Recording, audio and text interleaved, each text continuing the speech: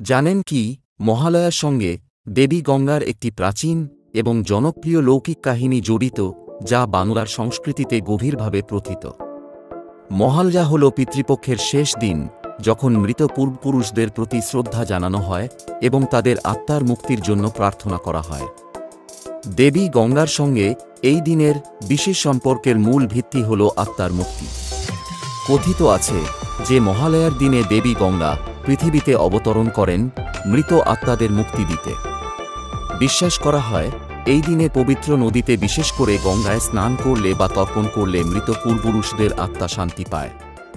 গঙ্গা নদীকে তাই আত্মার মুক্তির পথ হিসেবে দেখা হয় এবং মহালয়ার দিনে গঙ্গা নদীতে তর্পণ একটি প্রধান আচার হয়ে দাঁড়ায়। এই কাহিনীর পেছনে আরেকটি গুরুত্বপূর্ণ ধারণা রয়েছে। পুরাণ মতে, ভগীরথ কঠোর তপস্যার মাধ্যমে দেবী গঙ্গাকে মর্তে নিয়ে আসেন, যাতে তার পূর্বপুরুষদের আত্মা মুক্তি পায়। মহালয়ার দিনটি সেই স্মৃতির সঙ্গে জড়িত বলে বিশ্বাস করা হয়। এজন্যই মহালয়ার সকালে ভক্তরা গঙ্গায় বা অন্য পবিত্র নদীতে স্নান করেন এবং পূর্বপুরুষদের আত্মার শান্তি কামনা করেন। এই লৌকিক কাহিনীটি মহালয়ার আধ্যাত্মিকতা এবং ধর্মীয় আচারকে আরও গভীরতা দেয় এবং দেবী গঙ্গার প্রতি মানুষের বিশ্বাসকে শক্তিশালী করে। সবাইকে শুভ মহালয়া ও দেবীপক্ষের সূচনা শুভেচ্ছা।